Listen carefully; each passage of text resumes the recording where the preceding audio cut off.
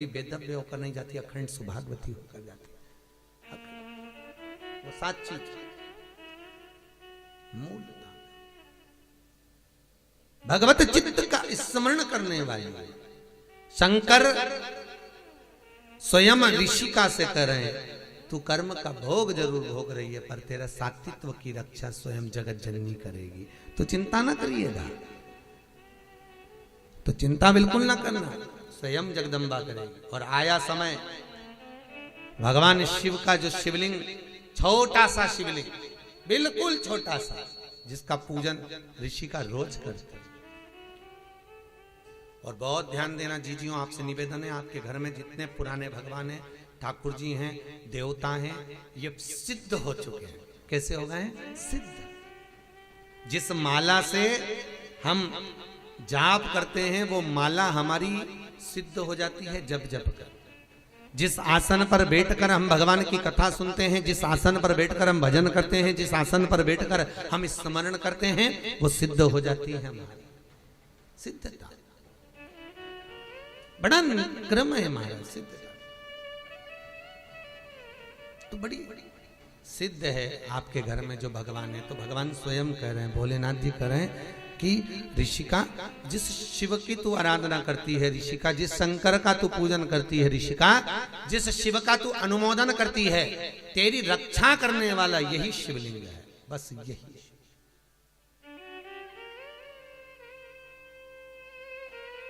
वही शिव।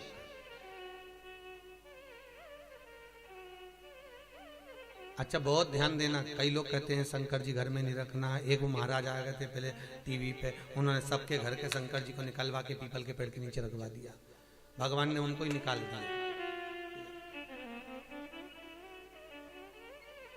बढ़िया सोफे मोफे पे बैठ के सबको बताते रहते थे। उन्होंने एक दिन शंकर जी को निकला, शंकर जी घर में नहीं होना, सबको निकल, शंकर जी ने उनको निकलवा दिया। ले चल, नहीं, शिव महापुराण की कथा कहती है शंकर अपने घर में है तो बड़ी बीमारी हमारे घर में प्रवेश नहीं कर सकती। शिव यदि है, शंकर है।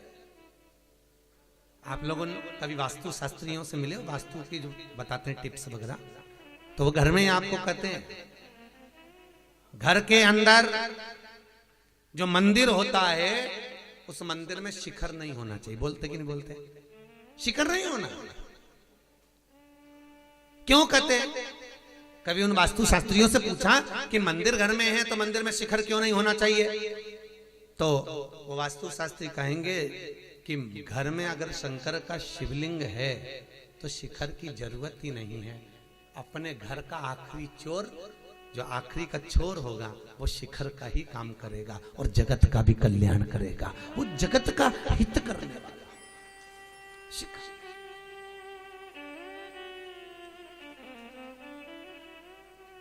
उनसे पूछोगे वो बताएंगे आपको कि मंदिर में अगर शंकर है, मंदिर में अगर शिव विराजमान है, मंदिर में अगर भोलेनाथ विराजे हुए हैं, तो फिर क्या सोचना? फिर नहीं सोचना, शंकर है, शिव है, बैठे हैं।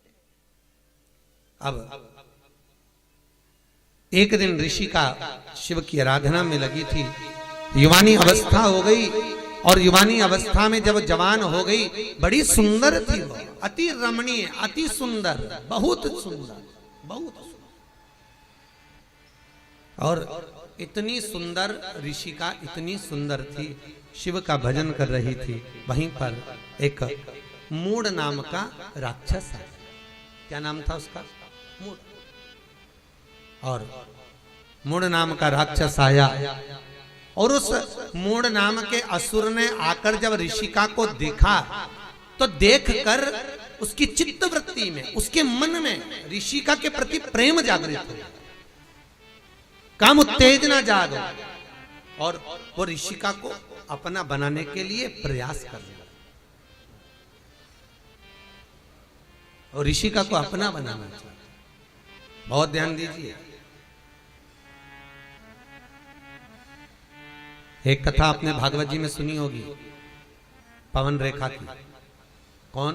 कंस की मां, राजा कंस की मां पवन रेखा रजस्वला धर्म के, कौन से धर्म के? रजस्वला धर्म, जो नारी 7 दिन काम नहीं करती, उस रजस्वला धर्म के चौथे दिन बाल धोकर वन में चली गई थी। पवन रेखा, भागवत जी में पंडित जी ने आपने को सुनाया होगा, कंस का जन्म। पवन रेखा चौथे दिन बाल धोकर रजस्वला धर्म के चतुर्थ दिवस में केश धोकर बाहर निकल गए। स्त्रियां धोती हैं बाल तीसरे चौथे दिन, केश धो ले गई वन में। पवन रेखा की सुंदरता को द्रुमलिक नाम के राक्षस ने देख लिया, बड़ी सुंदर है। और पवन रेखा के पति उग्रसेन जी का रूप रखकर वो द्रुमलिक राक्षस पवन रेखा के घर में चले गया, उन्हीं के साथ रहने लगा और उसी के द्वारा गर्भ ठेर गया पवन रेखा का। जो औलाद पैदा हुई वो कंस जैसी पैदा हुई, राक्षस कंस पैदा, वो द्रुमलिक नाम के राक्षस का संतान। कंस कितने भाई थे? अरे जम के बोलो जरा। कृष्ण कितने भाई थे?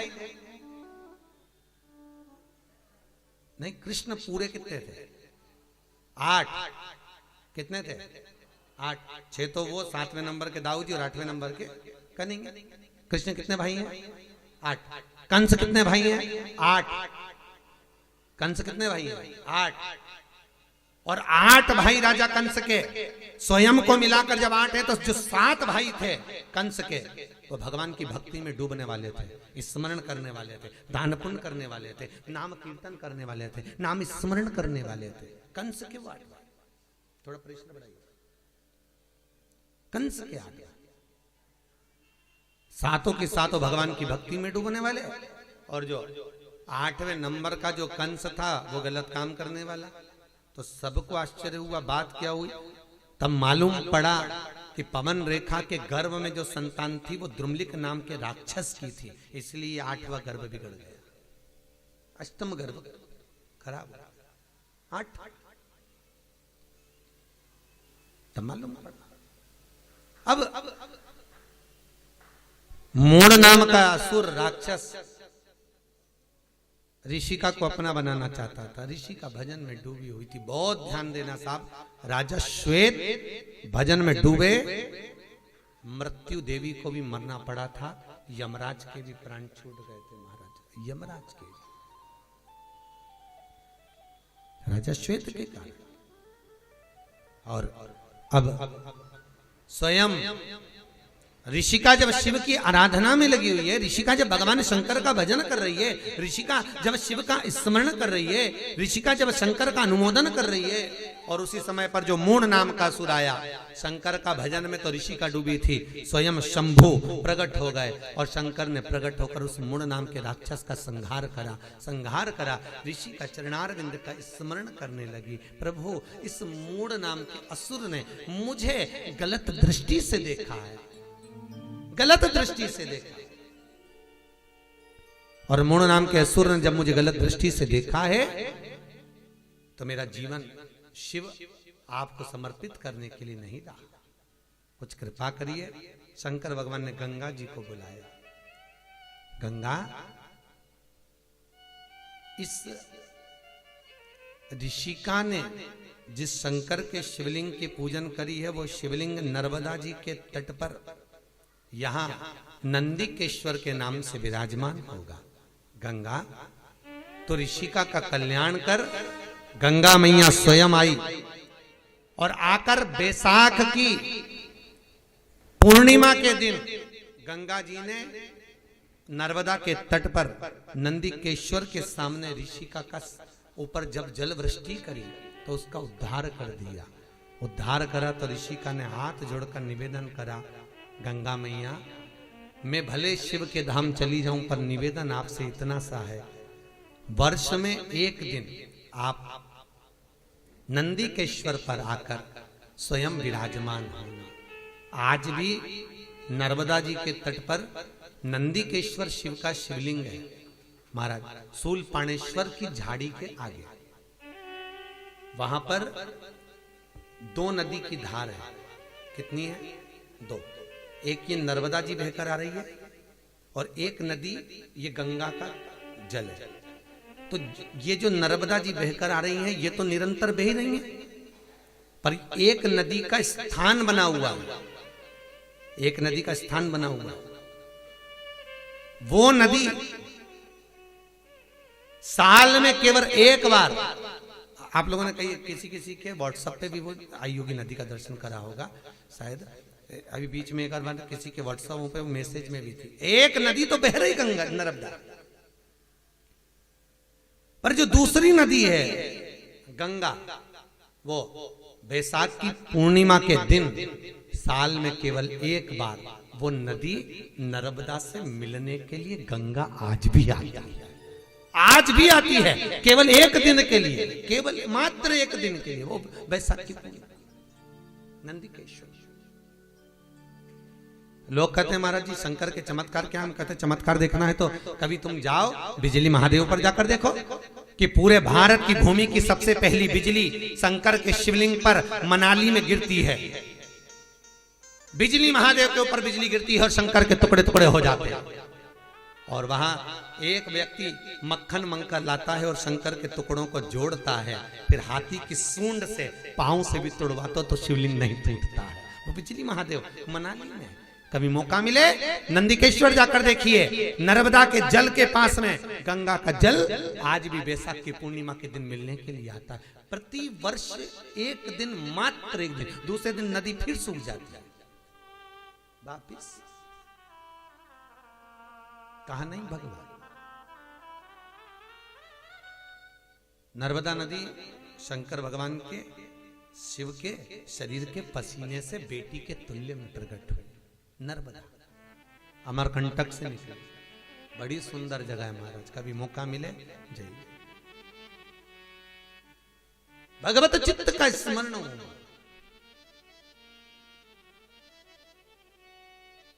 पूरी दुनिया में सारे शिवलिंग पर चढ़ाई हुई वस्तु को नहीं खाया जाता, पर नर्मदेश्वर नर्मदा के जल से निकला हुआ शिवलिंग पर चढ़ी हुई वस्तु खाई जा सकती है, वस्तु पाई जा सकती है, उसका स्मरण किया जा सकता है।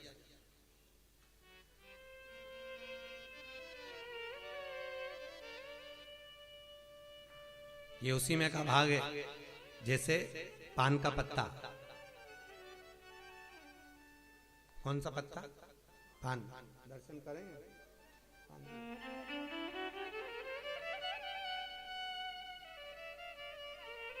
ये पान का पत्ता। इस पान के पत्ते पर ये, इसका जन्म कहाँ हुआ आपको मालूम होगा ना? पान का जन्म कहाँ हुआ है? अमृत, जो मंथन में अमृत का कलश निकला था, उस कलश को असुरों ने देवताओं से छुपाकर इंद्र जिस खंबे से बनता था उस खंबे के पास में कलश को छुपाया। वहीं कलश को रखे रखे उस कलश की बूंद नीचे टपक गई थी, तो पृथ्वी से संसर्ग होकर एक बेल उत्पन्न हो गई थी। उस बेल से ये पान का पत्ता उत्पन्न हुआ था। इसलिए पूजन में पान की बड़ी महत्वता होती है महाराज। अमृत का पर इसमें कामता का निवास हो गया। कामता को देखकर दरिद्रता देवी इसमें प्रवेश कर गई। तो दरिद्रता देवी ने कहा इसमें मेरा निवास होगा। देवताओं ने कहा ये तो देवताओं पे भी चढ़ेगा, सबको प्रिय रहेगा ये बीड़ा, ये पान। तो दरिद्रता देवी कहती है मेरा भाग आगे और पीछे रहेगा। इसलिए जब भी तमोली पान बनाने वाले पान जब बनाते हैं तो आगे का भाग तोड़ देते हैं और पीछे का भाग कैंची से, अरे बोलो सही है कि गलत है? तो कई बच्चे पूछते हैं मम्मी इसको पीछे से क्यों काटा, आगे से क्यों काटा, बीच में तो काटा ही नहीं। तो उसका कारण केवल इतना है, इसमें दरिद्रता का जो भाग है वो दो भाग है। दरिद्रता आगे भी निवास कर रही है, पीछे भी निवास कर रही है। इसलिए इसको तोड़कर फिर पान बनाया जाता है, बीड़ा बनाया जाता है। पर पूजन में जल के पात्र में जब तक ये पान डला रहता है तब तक दरिद्रता देवी का दोष इस पान में नहीं रहता। कई कई लोग पूजन करने के बाद पान को थाली में रख देते हैं, तो पंडित जी वापस उठा के उसको पानी के कलश में डाल देते हैं। डालते कि नहीं डालते? वापिस पानी के कलश में, क्योंकि अलग रहेगा तो दरिद्रता का भाव रहेगा, उसमें डला रहेगा। तुम किसी तमोली की दुकानों पर भी जाकर देखना, जो पान बेचते हैं, वो अगर पान का ढेर रखेंगे तो बार बार पान पर पानी का छींटा देते रहेंगे। देते कि नहीं देते? पानी का छींटा देते रहेंगे, उसको गीला रखेंगे। भले पानी से वो सड़ रहा है, पानी से गल रहा है, तो भी उस पर जल का छींटा देंगे, क्योंकि पानी में जब तक है तो उसमें दरिद्रता का भाव नहीं। पानी से सूखा दरिद्रता का भाव प्रकट हो जाए। तो शंकर का जो मिलन है महाराज, शिव कह रहे हैं तू गंगा नर्मदा के इस नंदिकेश्वर तू आ और मिल। तो जो कहते हैं कि भगवान कहाँ है, हम कहते हैं एक बार जाकर जरूर देखो साहब, जरूर देखा। उसकी प्राप्ति का केंद्र बिंदु है, वो जो अवश्य प्राप्त होता है। शंकर की कथा कहती है, ऋषिका शिव के धाम में चली जाती है, देवताओं ने पुष्पों की वृष्टि करी है, गंधर्व गान करे हैं, अप्सरा नृत्य करी, चारों तरफ सुख समाहित हो जाता है, सुख समाहित। इधर भगवान शिव की कथा कहती है, शंकर भगवान अनुमोदन करते, आनंद के सुख की राशि है, सुंदर मंगल विवाह प्रसंग का स्मरण हुआ। शिव जी का विवाह पार्वती के साथ हुआ, कल अपने कथा में सुना।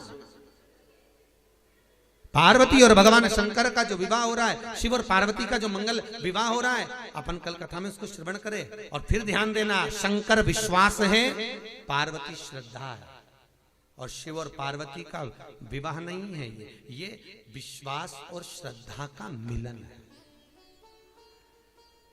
आज के जमाने में ये दोनों चीजें किसी के घर में नहीं है। क्या क्या चीज बोलो जम के? विश्वास और श्रद्धा, ये दोनों चीज लोगों के घर से चली गई। ना विश्वास रहा ना श्रद्धा रहा। भाई भाई पे विश्वास नहीं करता, देवरानी जेठानी पे विश्वास नहीं करे, जेठानी देवरानी पे नहीं करे, सास बहू पे नहीं करे, बहू सास पे नहीं करे। और जरा विचार करो, कितना विश्वास था पहले के समय में, कितना विश्वास। और आज भी जितना विश्वास सास के मन में बहू के प्रति रहता है, उतना बहू के मन में सास के प्रति नहीं।